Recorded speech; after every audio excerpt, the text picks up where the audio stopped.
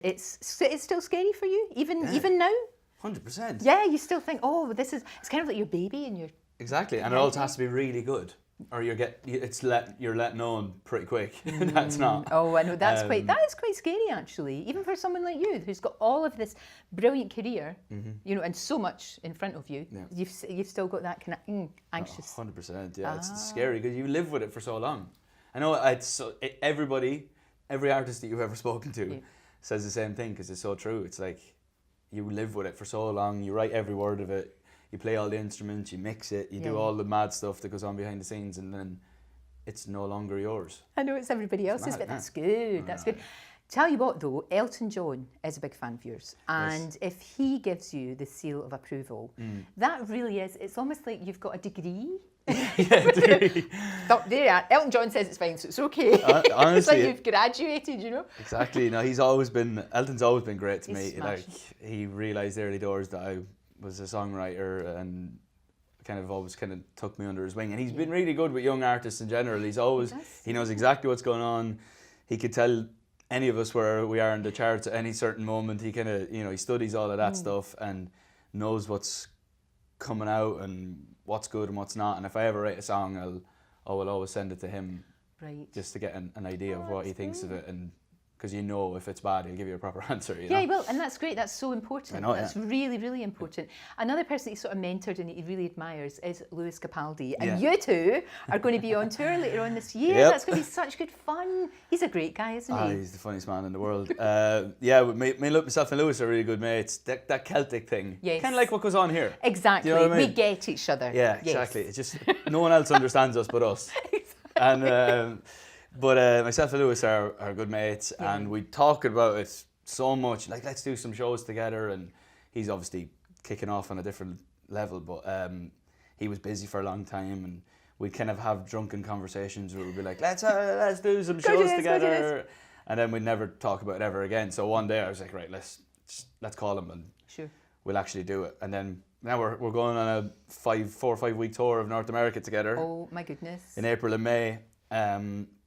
And I just can't wait. We're going to have a great laugh. You'll have to be careful, because I can imagine you two winding each other up. Oh no, it's so fine. You need to be Something always happens when we see each other.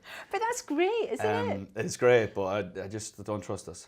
But it's good that you've got somebody. There's a friend and somebody that you both respect each other for the whole music, the musical careers, but also you've both been there. You get it. Yeah. There's that shorthand, isn't there? No, there's like people always. I think when people watch an award show or see a couple of artists together, maybe on the same TV show, they must just assume straight away they're mates with them. Yeah. But I mean, it's like anyone that you wouldn't see other TV presenters from one end of the year to the other. You know, it's just kind of, we bump into each other every now and then. We don't see each other a lot, so we don't have a lot of friends. I would say like myself and Lewis be really good friends, and then I would also be good friends with like Shawn Mendes, and then they would be like my two proper mates in the music industry. But it's great to have Lewis, like when we just did a lot of radio shows just before Christmas, and it was a lot of artists I didn't really know, to be honest, and me and Lewis would just kind of hang around each other's dressing rooms, have a bit of a laugh, go for a few beers. But next year we're going to have to, or this year I should say, we're going to have to tone it back a little bit, and because I have to sing for an hour and 45 minutes or something every night, and I can't be hungover or anything like that. No, you can't. Just maybe a small sherry now and again. You'd be very disappointed in me if I just started. Exactly. So you have to tell me about this thing you're doing about golf. I am so interested in this. You're the only one. No, I really am. Is that something you do just to wind down? Anyways, have you always played? Yeah, I love golf. It's like it's like Ireland, same as Scotland. It's just kind of like a way of life, really, in a way. And it wasn't that thing of in Ireland and Scotland as well. You played golf. It wasn't like considered a posh thing. No, not really. No. Everybody did, and there was loads and loads of courses that you didn't have to pay a fortune for. Lots of exactly. It's just an everyday sport. Sure. And I just love it. And then I just realised that I could potentially help young golfers in some shape or form when they're turning pro. Yeah. So I started my own golf management company. It's brilliant. Yeah, and it's been really good. We've got 10 players. Girls, boys. We got recently just signed the world number 3 disabled golfer, Irish guy called Brendan Lawler, who's phenomenal. And And yeah, it's just going really well. We won a few times last year, so I guess you're only as good as your golfer, but we had to pick them golfers in the first place. Yeah, exactly. And yeah, it's been really fun to watch. That's a really good idea. So you see potential, spot potential in someone, and then give them that chance, because they probably wouldn't get that chance. Yeah, well, I'd like to think I'd like to think it that way, and just kind of help them out. Sure. I can't hit the golf ball for them, but I can do most other stuff. Yeah. I can get them in places and book them flights and get them their deals or whatever they have to do. But, and also the whole kind of confidence thing as well. You know, that's what's really good. I think that's brilliant. No, it's been really fun, and just like a side project for me that I've really enjoyed. Well, you should always have lots of arrows. Yeah. Lots of strings to your bow. Yeah, exactly. Lots of strings to your bow. Always have a backup plan. I think it's great. Just in case it all goes south pretty quick. I don't think it will, not for a nanosecond. Do you know what I loved about you as well? When One Direction stopped, you went backpacking in Southeast Asia. Where did you go? That's right, yeah. We, myself and two of my cousins went Southeast Asia for 9 weeks. Thailand, Vietnam, Cambodia, Philippines. Some of my favourite places. Great. It was unbelievable. We had a great time. Literally just backpack and... Brilliant. And the thing about that was you probably had one of the most recognised faces in the world. Yeah. But you go there, it's all about body language, isn't it? It's all about, and even if people, did anybody ever spot you but kind of go, nah, it can't be him, he's not going to be here. He's going to be a lot of that. Los Angeles, you know, or somewhere like that. I just had a hat on a lot and like tried to blend in as much as I could. And when I was going to like hostel bars and stuff like that, people would say like, oh, fair play to you, like you're for giving it a go and getting out there and trying to see the world or whatever, and actually would just kind of leave me to it then, or join in and whatever we were doing. Did you love that, just being kind of anonymous and just having just staying in basic places and all of that? I bet you that would have been really good for the soul. Yeah, it was brilliant. Like I always say, like we went from private jets and 5-star hotels to into a hostel, and that's what I wanted to do, because I just realised how abnormal that was what we were doing was, and I just wanted to just see a bit of the world and to see it in the right way instead of seeing it the way we've done it. You know, I think that's why you are still doing what you do and you're still handling it really well, because you've got that. Because an awful lot of people are totally seduced by that, and I get that completely. And then they find that they can't do anything, like they can't even phone room service for a cup of tea. It is funny though, like there was probably a time where that really taught me what I can and can't do, because before that I was so scared to even walk outside the door of the hotel just in case I'd be like jumped on, but it was probably more in my head. Oh, I don't know. Than actually. I think you probably would have been, to be honest. At points, yeah, but I didn't think I was going to be able to do a trip like that. I was nervous about it. Yeah, I can understand. And I actually did it without any problems at all. So after that, I actually became a lot more outgoing, I think. Sure. And I'm quite an outgoing fella anyway, but I probably became a little bit more of an introvert because of the fact that we couldn't move from hotels and... It must have been really bonkers. I don't think people, unless you're in it, I don't think anybody can appreciate that. You know, it looks on the outside, it looks amazing. And of course there are bits of it that are brilliant, absolutely brilliant. But really, you have to give up quite a lot of yourself, don't you? And all of that. It's quite a strange existence. It is. It's an odd one. And yeah, I guess, as you say, no one probably doesn't get it until you're in it. And I probably wouldn't have understood it if I wasn't doing it, but I did it and I understand it. But now it's kind of a lot more relaxed, that I can get out and yeah, it's been, last few years have been really fun. Yeah, as you're enjoying it. Yeah, it's been great. I know, because I would imagine that sort of pressure is crazy. And I guess there is an inevitability at some point, not now, you've got too much to do, but at some point for all of you to get back together. The way that Take That did it, they came back better, stronger, you know, that their feet were on the ground, the music, it's all about the music, isn't it? I mean, that's why else would you do it? 100%. And the music was even better than it was first time round. Exactly, so especially Take there, That, there is, I mean, you know that everybody wants you to get back together again, but it has to be when you're all ready.